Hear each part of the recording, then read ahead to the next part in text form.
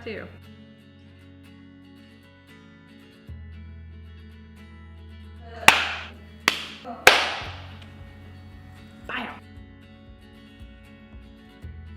Business has been good. It's a little touch and go, just because we changed so many of our procedures to minimize the people that are in the shop. So we're now appointment only and we don't allow guests, but our clients have been awesome and they've really been supportive of all the changes that we've made. So it seems slower, but it's not, just because there's not so much foot traffic anymore. But we've been busy and we've made some new additions to the shop. So we're definitely still growing throughout all of this.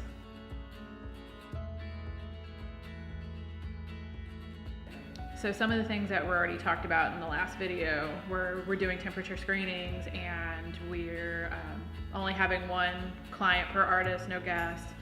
We've taped off the floor to where, you know, there's minimal foot traffic throughout the shop. One of the more exciting things that we've done is we've implemented an online consent form now, so people can do everything remotely, and then we just take a picture of your ID and you're good to go. We've tried to make everything kind of paperless and touchless at this point.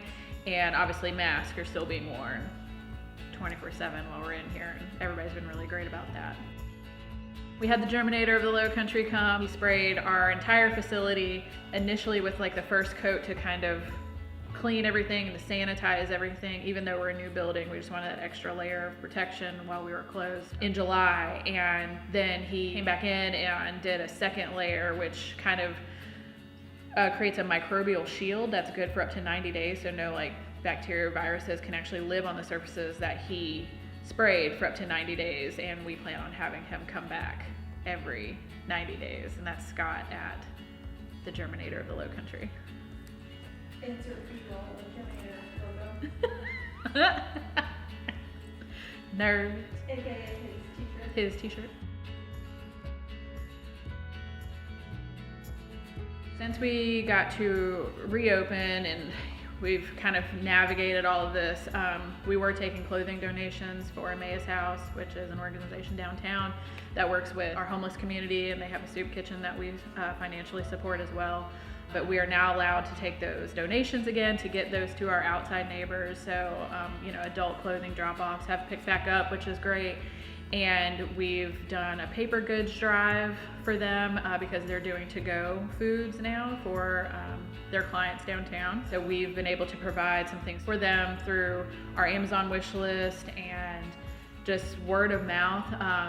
The community of Savannah is always amazing. It's like you put out the call and they'll respond. So we've been able to help them because they've had so much funding and help pulled from them, because, you know, some people didn't really survive this, you know, and some organizations and churches couldn't financially support like they were because they're going through their own struggles. So we've been fortunate enough to kind of help step in on that front and do that. And we've gotten to pick back up on our areola restoration clients. They are now back in the fold and they've been wonderful, and it's been really nice having them back in. And the plastic surgeons in town have been referring, you know, nonstop for that. So we're excited for October to come up.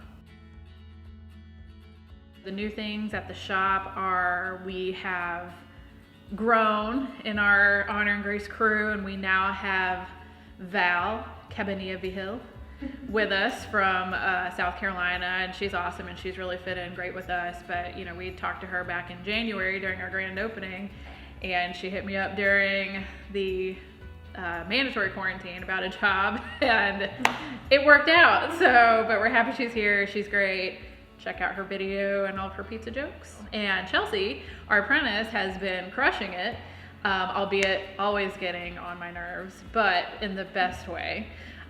She's doing really good. She's cranking out a lot of good stuff. She's gotten a really good response from the public, and she's been doing some really nice, big, intricate pieces now on top of smaller pieces, and her customer service has really been awesome, and her bedside manner is great, and she's gonna be something to keep an eye on in the future for sure. New with the Borders family. What's not new with the Borders family? We bought a house in the middle of all of this.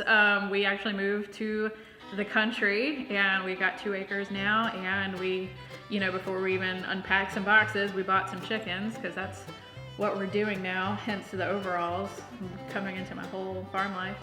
And we recently acquired 3 fainting goats, and they are awesome, and everybody asks me what it's like, and it's like having gigantic yard puppies, and they are hilarious, and they are messy, and they are adorable, and you should follow them on my Instagram stories. Hi, babies. Hi, babies. We're excited. We're gonna start a garden in the spring and might be eyeballing a mini horse soon. So who knows? We can do it. We can go crazy out there. So we are living our best life on a good note with the goats. Insert a Chelsea link right there. Name on my face.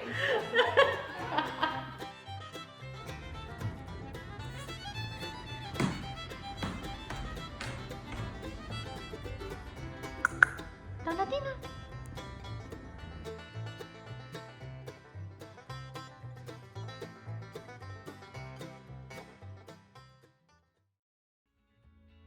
Check our in credits for any of the website links to any of the organizations that we mentioned earlier if you feel called to donate or want any more information.